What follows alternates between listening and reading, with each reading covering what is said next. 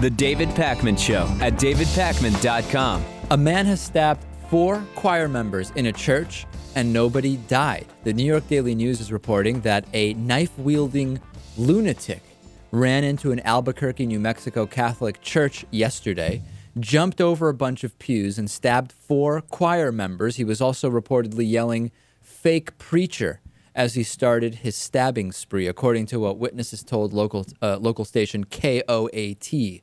A bunch of parishioners jumped on the guy, held him down. He's been identified as 24-year-old Lawrence Capener, and this is, of course, according to an Albuquerque Police Department spokeswoman.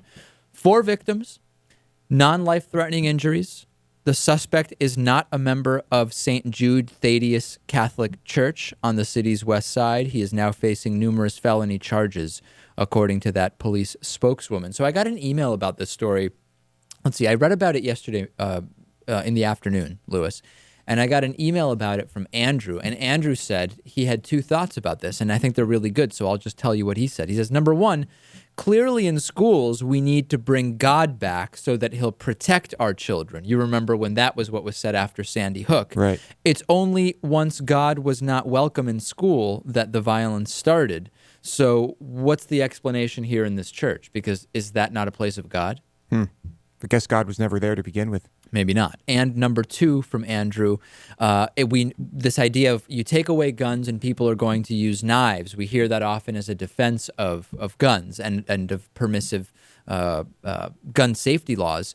And people say, listen, you take away guns, people will just use a knife and they'll still hurt just as many people or whatever.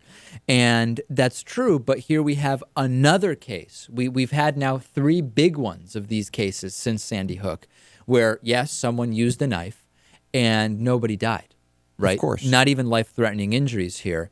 And now we will have the counter-argument that, well, if one person had had a gun there, they would have been able to stop him before he killed someone. Well, he didn't kill anyone, right? People were pretty easily able to take him down. And he didn't get killed himself, and there was no collateral damage from some guy wildly firing a gun. Exactly. So, Natan, what is going to be the talking point from the right as we continue to get more of these situations where there is not a gun, there is still the desire and will to commit violence, but we don't have people dying, including the perpetrator? Well, we need to arm priests, clearly. I mean, they're either going to say that or they're going to say what you said before, which is that if someone there had a gun, even though it's absurd to think that people in church are going to have guns and they're going to be ready to fire it like the moment this starts to happen. I mean, certain things defy common sense and are also empirically verified to be false. And I think the one that it fits that profile is the idea that someone with a gun who just happens to be there is going to prevent any damage from happening. Right. And Lewis, that doesn't mean that we can't find anecdotal examples where this does happen, but we need to be looking at trends and we need to be looking overall at what happens. And the idea that if we arm people, and again, let's say this guy starts jumping up the pews, right? Let's say he's on the left side of the church. We don't know where he was. And he's jumping over the pews and he's starting to stab people as he goes by. Let's say somebody 5 rows ahead on that side has a gun, and then somebody on the right side of the church sitting 10 rows back has a gun. All of a sudden, let's say they realize what's going on before the guy is taken down, which happens very quickly, and they take the gun out and they don't freeze and they decide, I'm going to shoot. I'm going to save people. They're going to shoot other people almost definitely, right? I mean, this guy's in close contact. He's jumping over pews. He's stabbing people. How is that really going to help in this situation? I just don't get it. It's not. We have talked about examples of the police not even being able to use their weapons properly.